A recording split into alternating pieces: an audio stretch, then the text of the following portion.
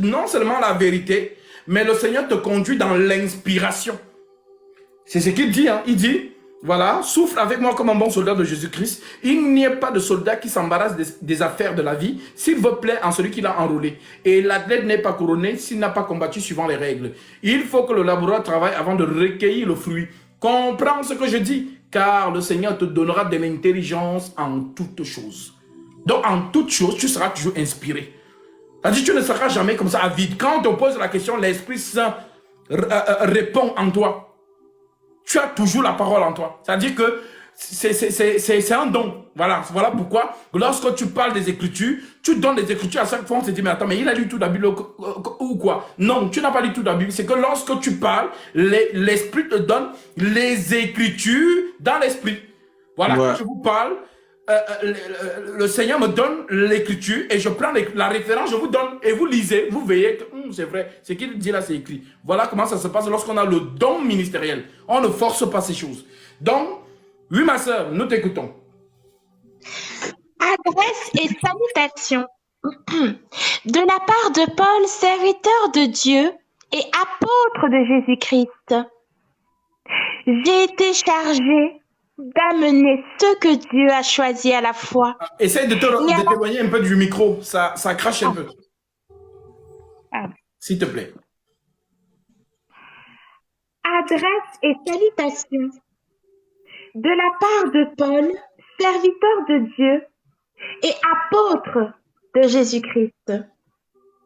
J'ai été chargé d'amener ceux que Dieu a choisis à la foi et à la connaissance de la vérité, qui est conforme à la piété, afin qu'ils aient l'espérance de la vie éternelle.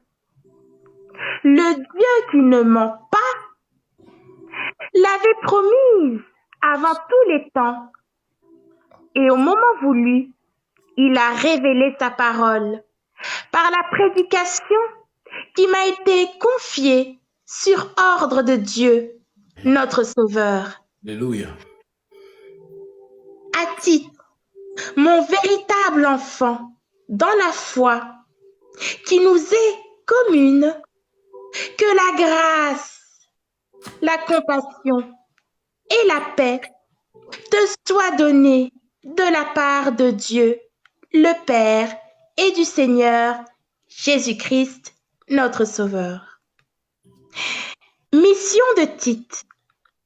Je t'ai laissé en Crète, afin que tu mettes en ordre ce qui reste à régler et que tu établisses des anciens dans chaque ville, en suivant mes instructions. Amen.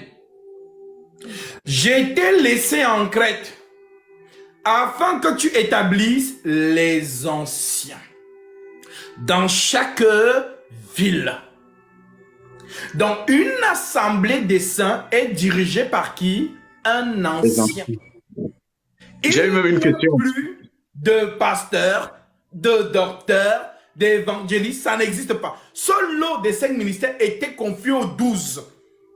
Lorsque Paul écrit Éphésiens 4, 11, en fait, il se réfère à Acte chapitre 1. C'est là-bas qu'ils ont reçu. Acte 1, Acte 2, l'Esprit Saint descend sur ces 12-là. Parce que tant qu'il n'y a pas le remplaçant de Judas Iscariote, l'Esprit ne descend pas. Voilà pourquoi les prophètes de Baal, pourquoi le feu n'était pas descendu quand ils ont invoqué le feu? Pourquoi? Parce que l'autel était mal bâti. Tant qu'il n'y a pas 12 pierres, le feu ne descend pas. Donc Élie qui a regardé l'autel, il n'a pas regardé que les prophètes de Baal étaient en train de se faire les incisions. Élie n'a pas regardé les prophètes. Non. Élie a regardé l'autel. Comment est-ce que l'autel est bâti? Est-ce que l'autel a 12 pierres? S'il y a 12 pierres, le feu va descendre. Mais il était rassuré, il a commencé à se moquer. Pourquoi? Parce qu'il a regardé, il n'y avait pas 12 pierres.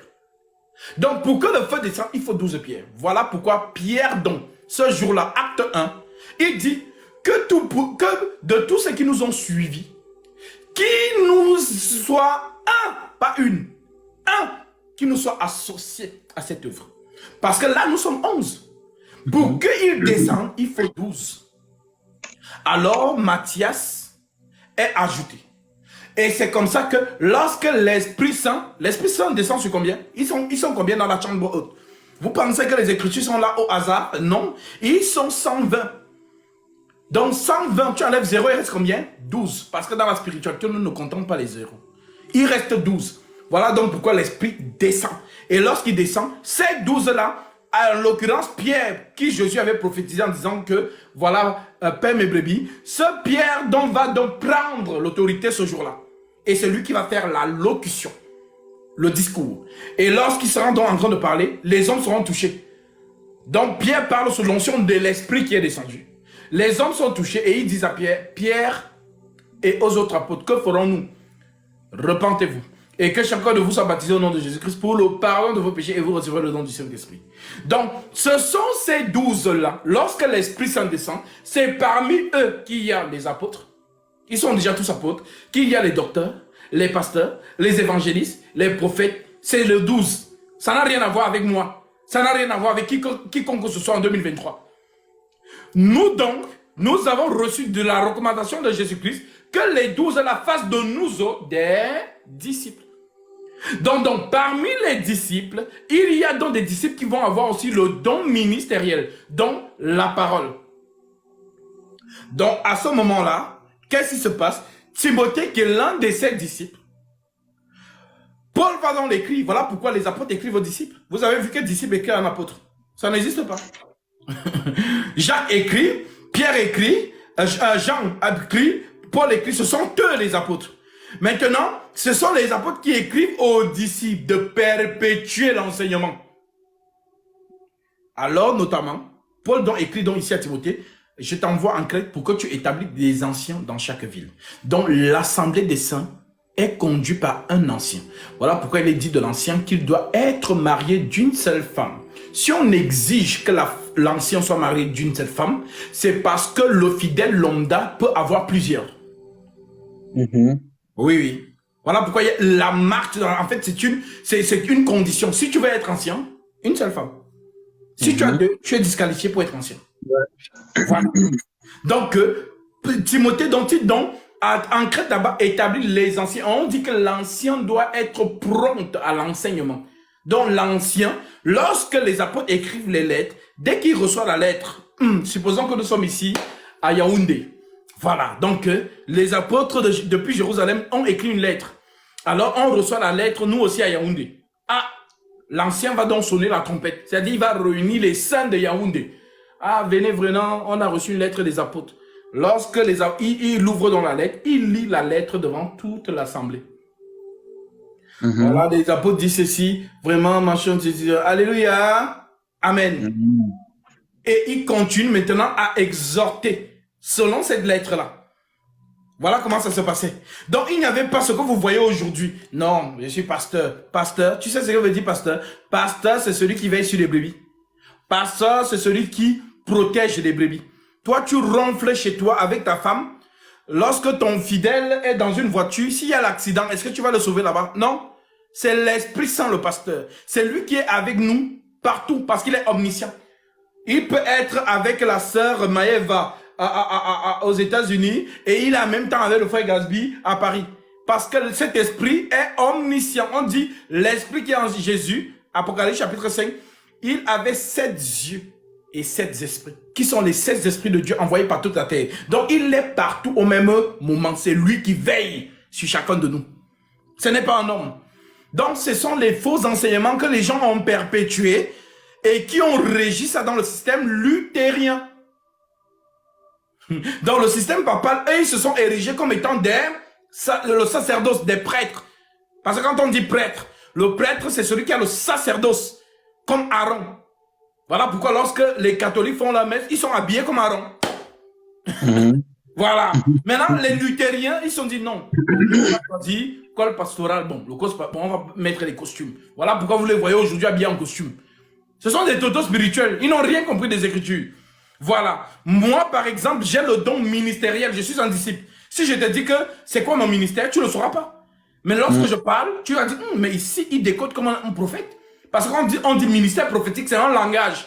Ce n'est pas, non, Dieu me montre que tu auras une femme. Ça n'a rien à voir. Le ministère prophétique, c'est la manière dont Ézéchiel a enseigné. C'est la manière dont Daniel a enseigné. C'est ça qu'on appelle le ministère prophétique. Jean, Moïse. Voilà ce qu'on appelle le ministère prophétique. Décoder les Écritures.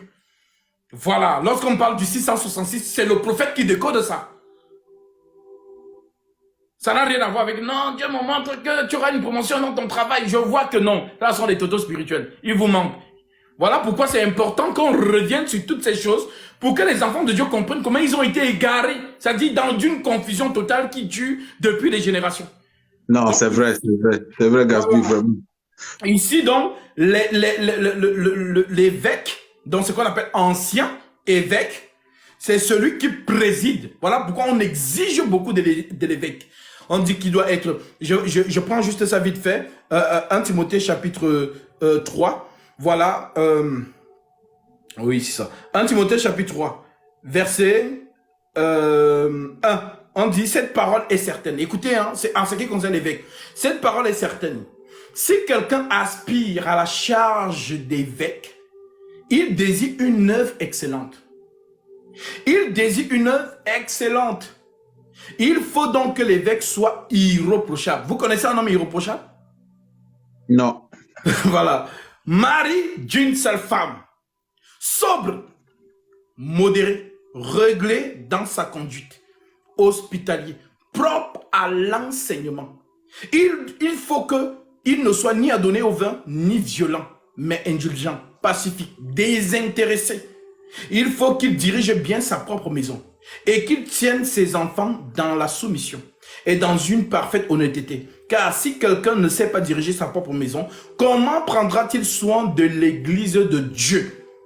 Il ne faut pas qu'il soit un nouveau converti, de peur qu'enflé d'orgueil, il ne tombe sur le jugement du diable. Il faut aussi qu'il reçoive un bon témoignage de ceux du dehors dont les païens doivent rendre témoignage de lui. Donc si aujourd'hui, Tite, qu'on envoie à Crète pour aller établir les anciens, il va se renseigner, il va faire ce qu'on appelle l'investigation. Il va appeler ta femme. Oui, excuse-moi, comment il se comporte à la maison? Ah, vraiment, il est toujours fâché, hein? Il est toujours là en train de m'insulter. Disqualifié. Ah, voilà. On appelle tes collègues. Oui, vous connaissez monsieur... Oui, comment il est au travail? Ah non, c'est un monsieur vraiment, il aime trop les problèmes. Disqualifié. Donc, on fait l'investigation. Voilà pourquoi, si vous trouvez quelqu'un ancien, c'est un don. Être ancien, c'est un don. C'est un don que Christ vous a fait.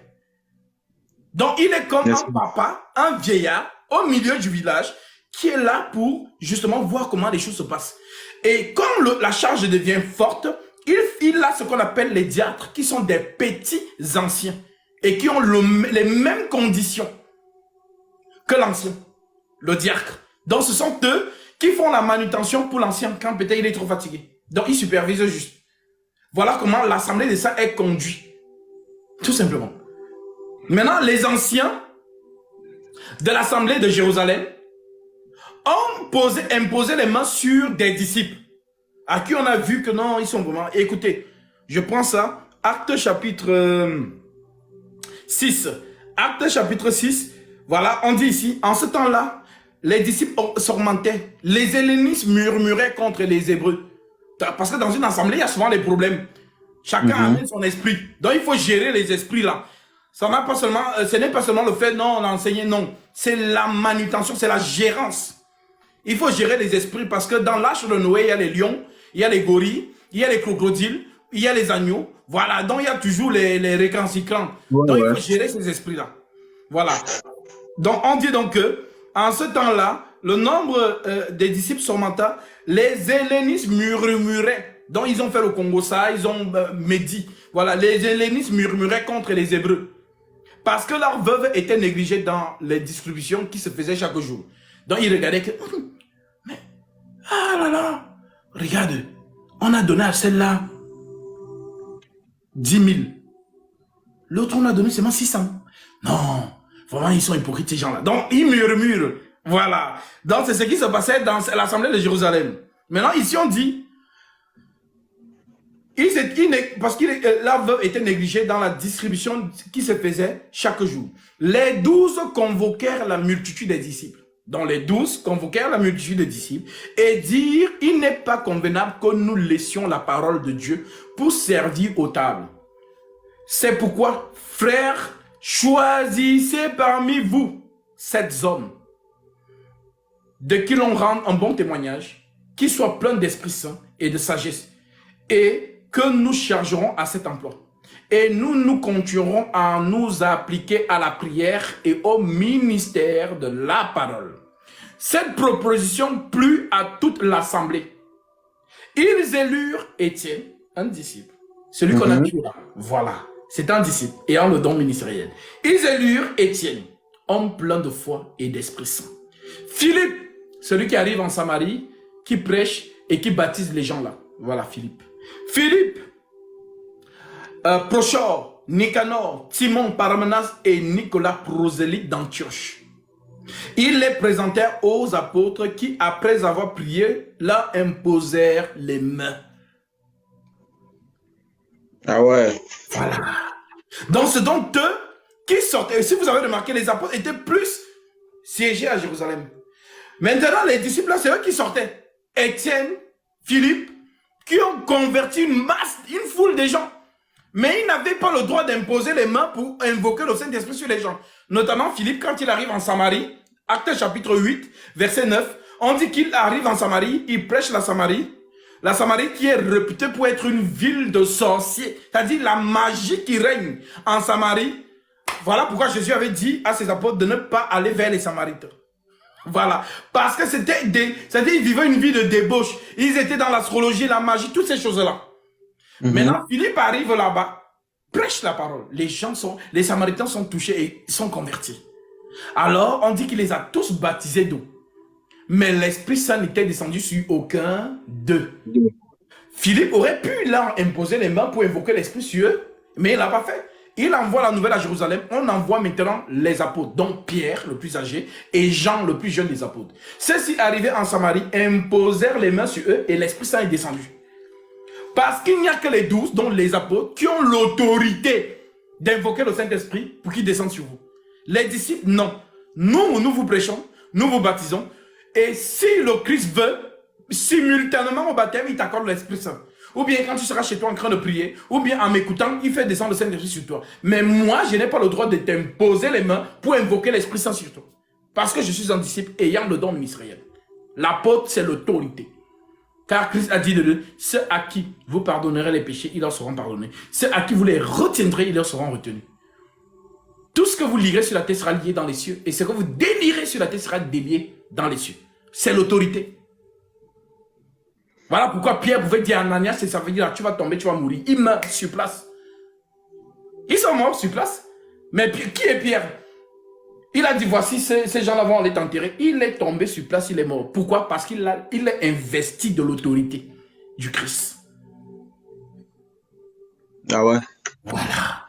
Donc, c'est tous ces petits trucs, c'est tellement minime que les gens ne le voient pas. Mais ils sont dans une confusion depuis des générations. Depuis des générations, ils sont dans la confusion. Donc, il faut donc bien enseigner ça pour que les gens comprennent ce qu'on appelle l'église de Christ. Et comment ça se passe? Donc, les anciens ici, c'est eux la manutention. Voilà, c'est eux dont les disciples qui ont le don ministériel, ils font l'œuvre, ainsi de suite, ainsi de suite, ainsi de suite, jusqu'à ce que le Seigneur revienne nous trouver. Les apôtres de Christ. Voilà, Gaspard, excuse-moi de te couper, mais l'ancien d'église, l'ancien, qui choisit l'ancien et qui établit l'ancien? Alors, l'ancien... Dans l'église, qui choisit l'ancien et qui établit l'ancien? C'est l'assemblée qui choisit l'ancien. Ça veut dire quoi? Quand Paul arrive en Crète, ou bien arrive dans une ville, il prêche la parole, les gens croient. Il reste dans cette ville-là quelques jours. Il remarque quelqu'un qui sort du lot, qui est passionné, qui reçoit la parole, qui la retient, et qui manifeste un bon comportement. Ouais. Alors, à cette personne, il va l'établir ancien de cette ville-là. Pour que, comme il va partir, ces personnes restent se retrouver, donc tous ceux qui ont cru, qui ont été baptisés là, restent là. comme une assemblée des saints, et celui-là dirige. Ça veut dire que c'est lui qui va recevoir les lettres écrites par les apôtres. Voilà pourquoi toutes les lettres que vous voyez là, depuis Acte 2, jusqu'à la dernière lettre, l'épître de Jude, ce sont les lettres que nous devons lire. C'est ce qu'on appelle l'église. Alors l'église n'a rien à voir avec le bâtiment. Donc les lettres là, si nous sommes fidèles à ce qui est écrit, à ce moment-là, nous sommes en communion avec la première assemblée de Jérusalem où il y avait les 12 réunis. Voilà. Donc maintenant, une fois que l'ancien est mis, l'assemblée, c'est-à-dire l'assemblée vote que, vraiment, nous voyons que le frère Didier, vraiment, c'est un frère rempli du Saint-Esprit. Voilà, nous pensons qu'il est digne de tenir la fonction de diacre. Et même si vous ne le faites pas, l'Esprit va parler. Parce que c'est comme ça, l'Esprit parle au milieu de l'Assemblée des saints. Voilà, ça sera une sœur, vous serez peut-être en pleine prière, une sœur sera saisie, ou bien un frère sera saisi par l'Esprit de Dieu et il va parler. Comme il a fait avec eux, Pierre et Barnabas, mettez-moi à part. Paul, plutôt Paul et je sais pas si c'était, je ne sais plus si c'était Barnabas, pour la mission que je les ai confiée. Mettez-les-moi à part. L'Esprit avait parlé ce soir. Voilà. Donc, lorsque l'Esprit de Dieu veut faire quelque chose dans une assemblée où la parole est respectée, l'Esprit parle. Parce qu'au sein de cette assemblée, il y a les dons de prophétie. Et le don de prophétie, ça n'a rien à voir avec quelqu'un qui a un don de prophétie dans sa poche. Ça veut dire qu'il prophétise quand il veut. Non, ça c'est la divination. Si vous voyez quelqu'un qui est toujours en train de... C'est la divination. La prophétie, c'est le domaine de l'esprit. Ça veut dire qu'il te saisit, tu parles, et après il quitte. C'est-à-dire qu'il active le don là. Dès qu'il finit de faire ce qu'il veut dire, il se tait. Donc toi, tu n'auras pas cette autorité de te lever toi-même. Bon, je prophétise que non, c'est pas comme ça que ça se passe. Comme vous voyez souvent sur TikTok là, je veux prophétiser sur ta vie, je vois, je proclame. Non, ça ce sont les totos spirituels. Les gens qui voyagent toujours dans les maisons des gens, ils sont en train de voyager dans les villages, ils voyagent, voilà. Ils décodent les numéros de téléphone. Ben, j'ai dit, mais... Voilà, c'est ça. On va tout voir, on va tout voir. Voilà. Il y a vraiment, non, franchement, il y a une confusion totale. Voilà pourquoi ceux qui sont restés fidèles à la sainte doctrine depuis que les apôtres sont partis, ils sont peu. Et ils ne sont pas dans les méga church, dans les églises réveillées, ils ne sont pas dedans. Non. Voilà. Ils sont toujours dans les maisons. C'est-à-dire, ils vont être peut-être, même s'ils sont 7 dans une maison, ils se retrouvent là. Parce que c'est cette communion que Christ nous a laissée. Notamment quand vous lisez Romains chapitre 16, vous allez voir que la plupart des assemblées étaient dans les maisons. Tous. Parce que dans le méga church, c'est industriel. Le frère qui est assis là-bas devant ne connaît même pas celui qui est assis là-bas derrière. Il ne connaît pas. Celui qui est établi comme celui qui dirige, il ne connaît même pas toutes les gens, les fidèles de l'assemblée, il ne les connaît pas. Vous venez juste, vous chantez, vous donnez l'argent, lui, vous rentrez, il ne vous connaît pas. Et pourtant, dans l'assemblée des saints, dans les maisons, on se connaît. Il y a la fraternité. Et il y a la fraternité. Donc, méga church, c'est pourquoi? C'est exactement, c'est à but lucratif. C'est un gros business. C'est un gros business. Pourtant, lorsque tu es avec tes frères dans l'assemblée, dans une maison, c'est-à-dire qu'on peut décider qu'on se réunit au parc de Luxembourg, on se retrouve là-bas. Ceux qui répondent présent à la convocation, on s'assemble, on écoute la parole, et puis s'il y a un bout de pain, on partage entre nous, on mange, et puis c'est la fraternité. Et puis on rentre. Après, on dit peut-être, le prochain mercredi, on se retrouve chez la sœur Marie. Comme par exemple, à Jérusalem, les saints se retrouvaient dans la maison de Marie de Magdala. Notamment lorsqu'on égorge et Jacques. Quand Pierre, qui va aussi être égorgé le lendemain, l'ange vient ouvrir la prison, Acte chapitre 12. Voilà, il sort de la prison. Son premier réflexe, c'est d'aller où? C'est d'aller où ils ont l'habitude de se réunir, dans la maison de Marie de Magdala. Voilà comment il fonctionnait. Voilà. Donc,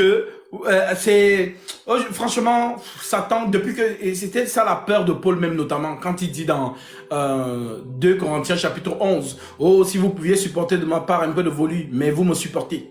Car je suis jaloux de vous d'une jalousie de Dieu, parce que je vous ai fiancé à un seul époux pour vous présenter à Christ comme une vierge pure. Toutefois, de même que le serpent séduisit Ève par sa ruse, je crains que vos pensées ne se corrompent et ne se détournent de la simplicité à l'égard de Christ. Car si quelqu'un vient vous prêcher un autre Jésus que celui que nous vous avons prêché, ou si vous recevez un autre esprit que celui que vous avez reçu, ou un autre évangile que celui que vous avez embrassé, vous le supportez fort bien. Donc Paul ici est dans l'inquiétude en se disant que quand on ne sera plus là, est-ce que Satan ne va pas venir détourner les gens si comme il a fait avec Ève? Ouais. Voilà. Donc c'était leur crainte en tant qu'homme, hein, que vraiment quand on ne sera plus là, vraiment, est-ce que... Voilà pourquoi vous, quand vous lisez vraiment les épîtres à Timothée, vous sentez que Paul insiste à Timothée que Timothée mon enfant, vraiment fuis les passions de la jeunesse. Il veut que Timothée ne s'adonne pas à la vie. Il veut faire de Timothée un prisonnier de Jésus-Christ. C'est-à-dire quelqu'un qui n'a pas de vie. Voilà pourquoi il a écrit les lettres que non vraiment... Donc en fait, il a espoir à Timothée que Timothée c'est sa relève. Ce que tu as entendu de moi, c'est que je t'ai prêché, la confie à des hommes fidèles qui soient capables de l'enseigner aussi à d'autres. Souffre avec moi comme un bon soldat de Jésus-Christ. Il n'y a pas de soldat qui s'embarrasse. Il met là, c'est-à-dire il dit à Timothée vraiment donne-toi corps et âme à ces choses vraiment. Donc il ne veut pas que Timothée, comme il est jeune, il commence aussi à draguer un peu l'ego. Voilà, là en vacances et tout ça, machin. Donc il veut que Timothée s'adonne comme lui-même s'adonne au Seigneur parce qu'il dit je suis prisonnier de Christ. Donc, il a besoin des gens qui s'investissent avec zèle à la cause de Christ. Ouais. Voilà. Donc, voilà pourquoi dans ses lettres à Timothée, il insiste beaucoup, il insiste, parce que par ces lettres, c'est ce qui nous maintient. Nous sommes sûrs que nous sommes dans la continuité des apôtres parce que nous sommes restés fidèles à ce qui est écrit. Donc, tout ce qui est écrit là, nous mettons en pratique. Ça veut dire que nous sommes dans le même esprit que en 2023, nous sommes restés fidèles aux lettres. Mais dès lors qu'on abandonne les lettres là, pour nous adonner à ce que Satan est venu créer après, l'église catholique romaine, le système luthérien, église réveillée au charismatique, on se perd. Voilà. Ouais. Et maintenant, qui doit... tu m'as dit le choix de l'ancienne église, c'est l'assemblée. C'est tout assemblée. Et maintenant, et qui l'établit? C'est l'assemblée. Ça veut dire que lorsqu'on voit que, non, parmi nous, ça veut dire qu'en fait, on a vu que le frère a un bon témoignage. On a vu que le frère est vraiment, c'est quelqu'un, l'assemblée dit que non, franchement, voilà, le Seigneur nous met à cœur que c'est toi qui dois diriger. Comme l'Écriture dit, on dit les 12 convoquèrent la multitude des assemblées et de l'assemblée et dire, choisissez parmi vous. Donc l'assemblée doit choisir. Okay. Voilà. Donc c'est comme ça que l'évêque ou le diacre est établi dans l'assemblée des saints. Et vous voyez aujourd'hui le business. Voilà, papa pasteur, il va dire bon, qui je vais donner même la gestion là parce que il faut que j'ai la voilà, je dois tout contrôler. Donc il ne faut pas que quelqu'un qui va me casser la tête là. Donc il choisit quelqu'un au hasard, il dit non, c'est lui l'ancien. Pourtant, quand tu regardes la vie de ce dernier, ses filles vont en boîte de nuit.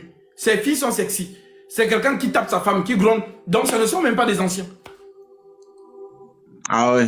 Voilà. D'autres même, il y a les femmes anciennes d'église. Les femmes diaconistes. Et pourtant, non.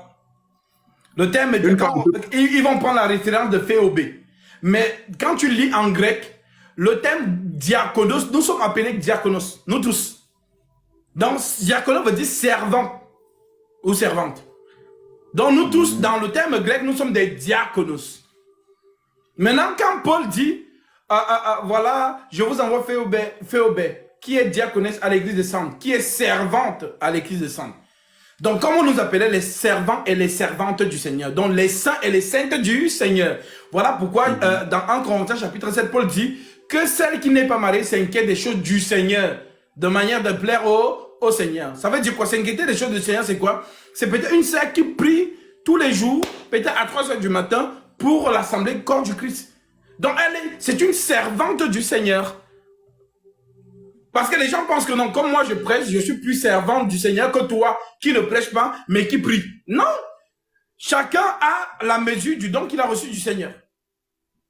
Ouais. D'autres, parce que moi, mon don, c'est prêcher. D'autres, son don, c'est faire du bien. Vous retrouvez ce don-là, le don on appelle ça don de libéralité. Ça veut dire qu'il y avait des couples, eux, eux, ils ont dédié leur service à prendre soin des saints. Ah, vraiment, est-ce que la sœur, elle, avec ses enfants-là, comme elle n'a pas de mari, est-ce qu'elle s'en sort? Ils achètent des choses pour eux. Et notamment, Junias et son mari, on dit qu'ils étaient réputés chez les apôtres par rapport au travail qu'ils faisaient. C'est-à-dire au don qu'ils faisaient. Voilà. Donc, toi qui fais peut-être, qui donne beaucoup, qui prend soin, qui prie, tu travailles au même titre que moi. Je ne suis pas meilleur que toi, tu n'es pas meilleur que moi. Nous sommes au même niveau. Jésus nous voit de la même manière. Chacun travaille là où Christ lui l'a posé. Parce que les gens pensent, ah non, comme Gasly prêche là, c'est sûr que c'est le favorisé de Jésus. Non. Toi aussi qui pries dans le secret là, nous sommes pareils. Jésus nous voit pareillement. Parce que c'est peut-être à cause de ta prière que le Seigneur me donne l'intelligence pour prêcher ces choses. Tout simplement. Parce que tu fais les dons, tu aides les séances que le Seigneur. Donc chacun travaille, c'est-à-dire, voilà. C'est là où le Seigneur te met à cœur. Ah, vraiment, tu fais avec zèle. Donc ce que tu fais, c'est avec passion du Christ. Tu ne le fais pas malgré toi, tu fais avec amour. C'est vraiment, c'est ce que Dieu t'a confié et c'est ce que tu fais, sans attendre un retour de quoi que ce soit. Et les pasteurs là que tu vois, quand tu appelles quelqu'un que viens, on vérifie les Écritures, ils veulent pas. Oui, bah oui. Et ils si veulent tu pas. conduis, même ils vont te dire que c'est lui le visionnaire. Sinon, il va te maudire. Ils veulent pas, ils veulent pas, ils veulent pas. Ou bien, mais moi, le pasteur poser les questions, on dit que tu es rebelle. Voilà. Ils ne veulent pas les personnes éveillées. Jamais. Ils veulent les moutons que quand ils te disent quelque chose, c'est prophétie. Avance, papa. Oui, papa, avance. C'est ce qu'ils aiment. Mais dès lors que tu commences à dire, mais pasteur, en fait, tu as dit ça. Mais il est écrit que c'est moi le visionnaire. Je suis l'homme de Dieu, j'ai l'onction. Quand je te dis quelque chose, c'est ça qui est ça. Parce qu'il ne veut pas que tu sois comme les chrétiens de Béret. Vérifie les Écritures. Ils ne veulent pas.